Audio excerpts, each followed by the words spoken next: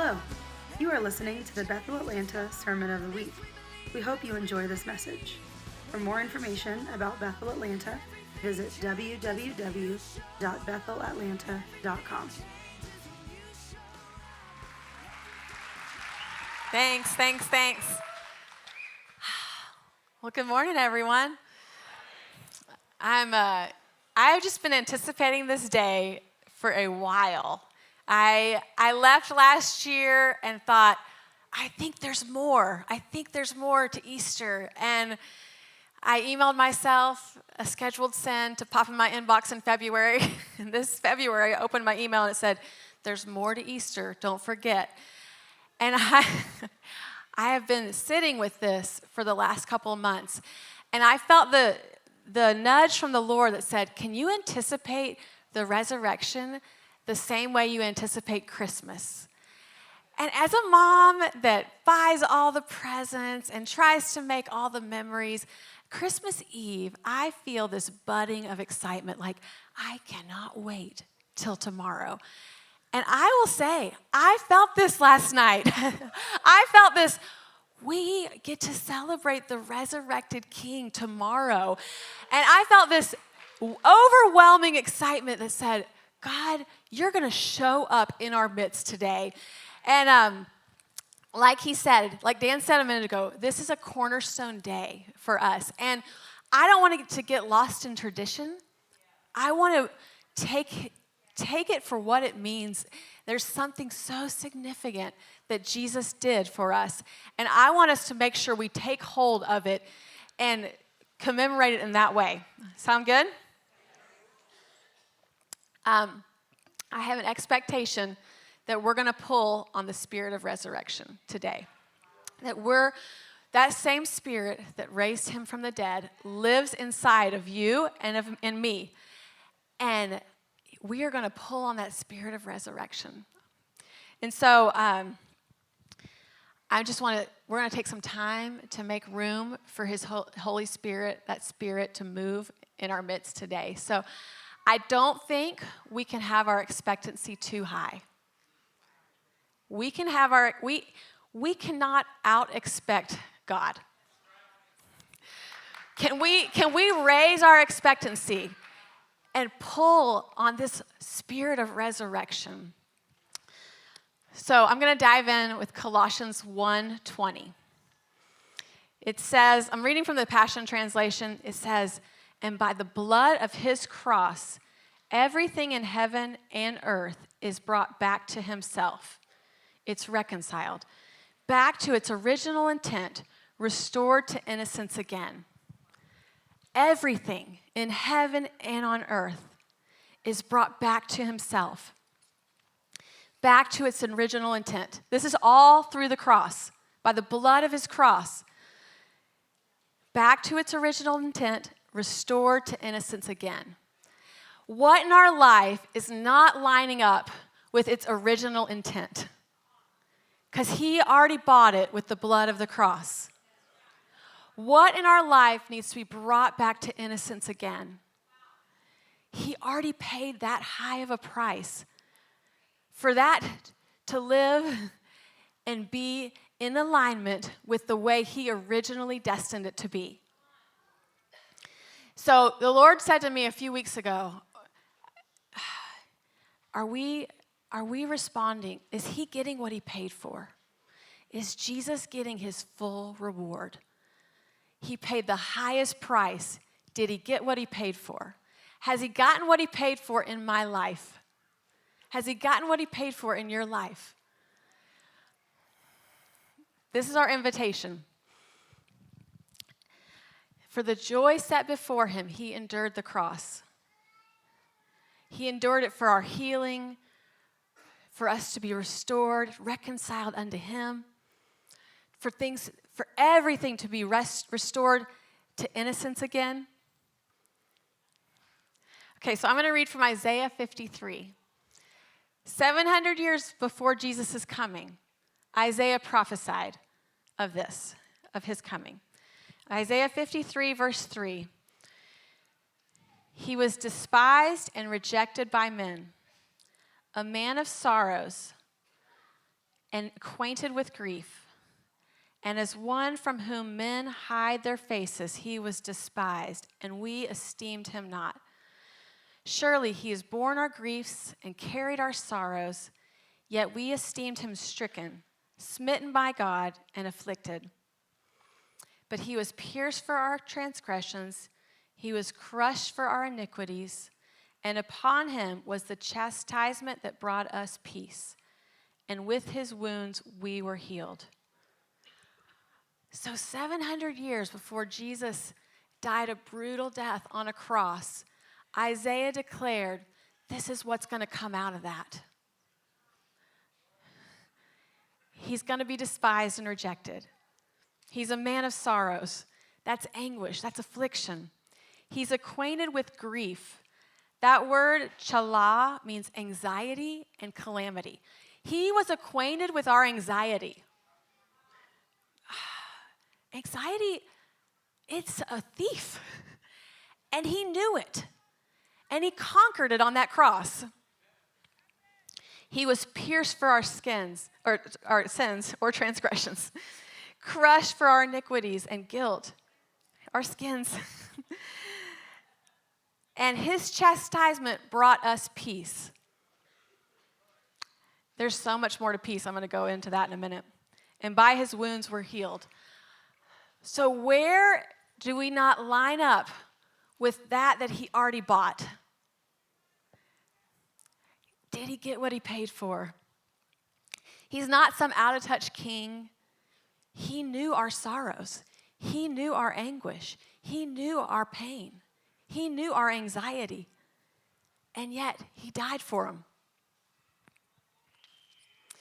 Divine health is our birthright. By his wounds, we are healed. We live to see him get his full reward. We live to see him get his full reward in our bodies, in our life. We were made whole through his punishment. We were required to have punishment, and he took it for us. He was punished, we were forgiven. This is a crazy exchange happening. Can I take hold of this exchange? Can I wrap my head around it?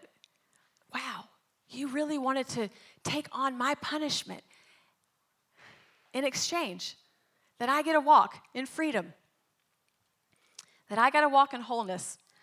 By his bruises we get healed. Our weakness he carried.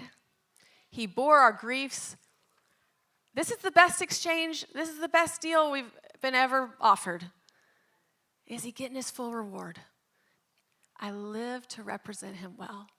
I live to see Jesus get his full reward. My healing is my divine birthright. My healing was bought on that cross.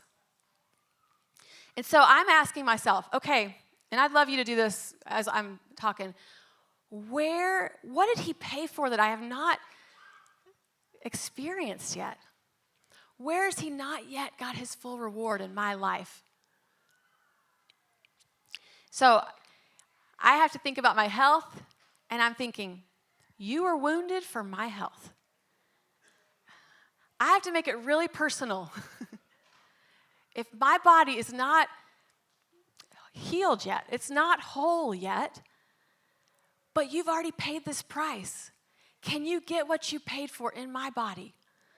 Can I co-labor with you to see it all restored, as in Colossians? And by the blood of the cross, everything in heaven and earth, everything means everything. My body, can you bring it back into yourself? It's brought back into himself, back to its original intent. Can my body be brought back into its original intent? Can your marriage be brought back into its original intent? Can your finances be brought back into its original intent?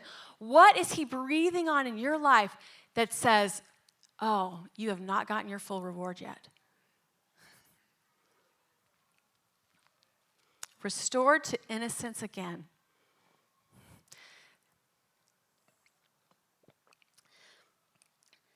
So, as I'm partnering with this spirit of resurrection, I say, okay, where do my thoughts not line up with your thoughts? Where my ways are not your ways. His ways are higher than our ways. His thoughts are higher than our thoughts. How do I adjust my thoughts, my ways, to line up with yours? Because there's a spirit of resurrection that wants to touch us. And so I'm trying to let the testimonies of Jesus shape the way I think, as opposed to letting everything else shape the way I think. We get bombarded on all sides. What's shaping our thoughts? Because I want to co-labor with this Jesus who's already paid a high price. And this looks like, okay, I go get healed. I go get prayer again. I get prayer again and again. I'm partnering with, he's a healer. It's not yet been manifested in my body, but I can still go after it. So I also want to partner with this peace that he talks about. His chastisement brought peace. So peace, the word for that is shalom, meaning wholeness. I think it's way more than we think it is. I feel like I hear peace and I think, okay, like a very passive peace. And I don't think that's the peace he died for. He died for this aggressive peace. This verb shalom, the verb means shalom, it means restore, to restore. And the word shalom means a lot, like wholeness, wellness, completeness, favor, to be victorious. Is this shalom manifesting in my life? This chastisement that he brought upon himself for my shalom, for that active peace, is that manifesting in my life? I don't see it manifesting all the time, just to be honest. So here's a descriptive word. It's kind of wordy, but it's worth it. Shalom is used to describe those of us who've been provided all that is needed to be whole and complete, and break off all authority that it would attempt to bind us to chaos. He's breaking chaos. He broke chaos on the cross. There is chaos anywhere you look, and we are not lining up with what he has restored when we let that reign in our life. We have to take this active peace, this shalom, bring it back to innocence, bring out all the peace, the wholeness that breaks the chaos in our life. And when we do, we're partnering with this God who gets what he paid for. And we're not settling. I don't want to settle for less than what he died for. I think it grieves his heart to settle, this is just how it is. This is just how it goes. Oh, my body's sick. Okay, well, okay. Or, life is chaotic. It's okay. We're always busy. It's always distracted. I'm not living in communion with the one who set me free. That's settling. One huge foundation of this church is my dad and mom's story. And he was reading When Heaven Invades Earth 17 years ago and was so convicted by the verse that said, "These signs shall follow those who believe." And they weren't following him. He stopped. He picked up his business at the height of his career. Mom and dad moved across the country to go after this. How will these signs follow those who believe? That's a posture of we don't settle for less than what he paid for. This is our destiny. This is in our DNA. This is who we are. And so I've been asking the Lord, how do we partner with you getting what you paid for?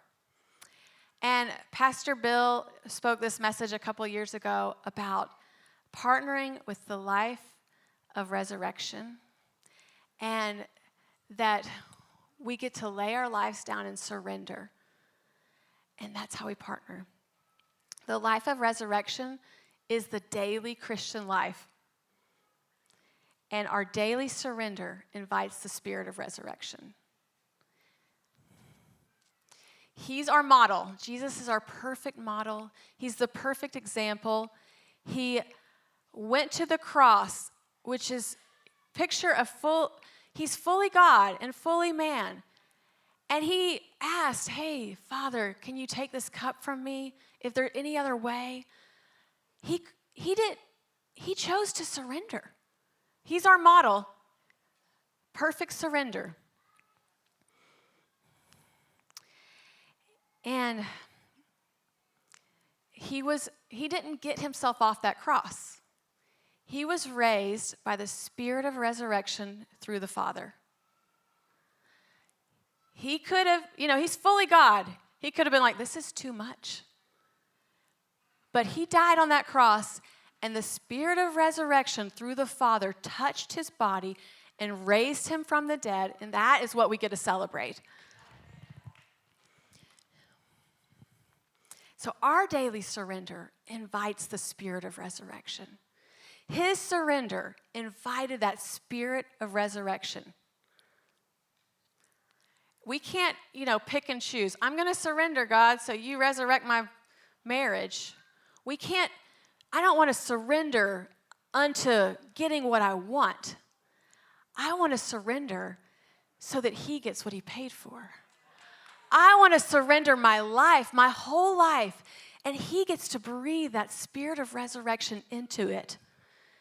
My control is my surrender. Anything we are trying to control is subpar to what he wants. In my surrender, he gets it all. He gets what he paid for. Surrender is a currency of heaven. We have to surrender our right to understand. This doesn't make sense. Why is this not working out like I thought? Like, you made a promise. I don't know what that looks like. God, in your word, it says all will be healed. Like, by your stripes we're healed. I don't get it. Why aren't we healed yet? I'm surrendering my will to understand what he's like. I know he's good. He's good and he's faithful, and I get to put my trust in who he is. I feel like this invitation in surrender to trust. I get to trust not myself, but I get to trust him. I found myself, I shared this a couple of months ago, but in college, I graduated a school that was very hard. I went to Georgia Tech, and I've never used my engineering degree a day in my life. And my takeaway was, well, if I can graduate here, I can do anything. And I was so proud of my self-sufficiency. And until that gets shaken, I didn't know what being so surrendered felt like. Surrender is the invitation. Dependence is the invitation. When I feel like I actually can't do anything, it's when he and his spirit of resurrection gets to touch my life. It gets to breathe on my life. I get to give up control, and he comes with his power. I get to surrender my thoughts. The Lord convicted me lately. I'm on like a Facebook group for MS, and it's like an MS support group, which is fine in theory. I only go there when I'm discouraged. I'm like, oh, this is a trend. I only get on this group when I'm discouraged or not feeling well. And I found in myself just like, reading everybody's stories and yada, yada. And he said, you can't do that anymore.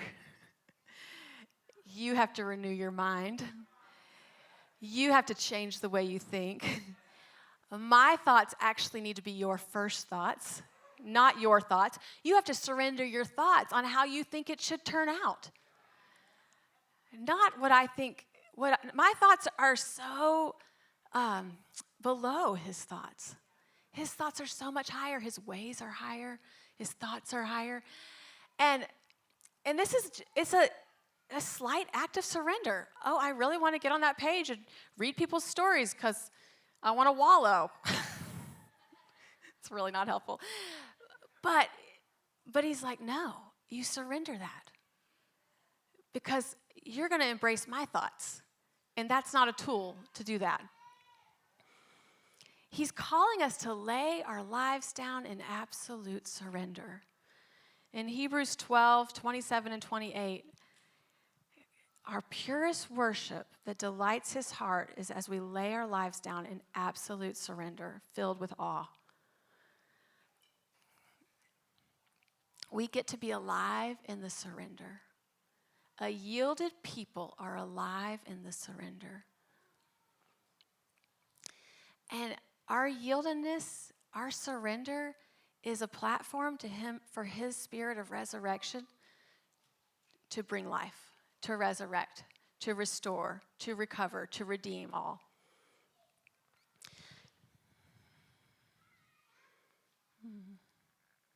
He breathes life into things that are dead. So in January, I had this prophetic thought, and it's more than the story, but I'll tell the story for context. We have a group of friends that run together, and there's probably 12 of them that go here, and they run crazy ultra marathons in the woods, and it's wonderful and fun. And nobody ran last year. It was the weirdest thing. Maybe a few people would run a single race here and there, but the group would tend to go to races together and cheer everybody on. And come this January, Jonathan Britt called a meeting with, 12 people showed up, and they scheduled a calendar for the year of races. And this is it takes a ton of intentionality. It takes, money. It takes time to prep because you don't want to be out there without training. That's a disaster. It takes a lot of hard work, and it takes fun. It's beautiful. And I heard the Lord say, the runners are running again. And I thought, oh, you're restoring something. And then a month later, I'm standing here, and I think 6 of our dancers were dancing that day. And I heard the Lord say, the dancers are dancing again. And then about a month later, I'm talking to the Lord, the dreamers are dreaming again. And I dream of us being a people. Can we dream as if we've never been disappointed? That's costly. It's costly because we've lived life and we've dreamed dreams that haven't come to pass. And he wants to breathe on those again and resurrect dreams that we haven't dreamt in years. He wants to breathe on things that we've gotten disillusioned by. It's can I go to a doctor's appointment with hope? It's actually costly. Okay, is this MRI going to be different? Because they have a before and an after. And man, what if there were no lesions on this MRI? What if autoimmune diseases died at the feet of Jesus? What if people came to this house and said, I heard people get breakthrough and healing of autoimmune diseases here. And we said, yes, okay, they're coming. And I've experienced it. There was a person who came a few weeks ago from a different state, and she needed an autoimmune breakthrough. And I'm like, yes, she heard. People are getting healed and breakthrough here. This is our portion, but it cost us something. I have to go to a doctor's appointment with hope and sometimes leave disappointed. It's easier to not hope. This is life. I have to surrender my desires to him and say, I actually choose hope in the midst of hard circumstances. That is a platform that the Spirit of resurrection gets to come and touch our life. That same Spirit that raised Jesus from the dead lives in you. Romans 8:11. That same Spirit that raised Jesus from the dead is alive in you. The resurrection power of God lives in each of us. So, I've been dreaming into this day for a few months. Like, what does he want to restore, to revive, to resurrect? What does he want to breathe life into again? The definition of resurrection is the act of causing something that ended or has been forgotten or lost to exist again. What have we lost? What needs to be restored to innocence again?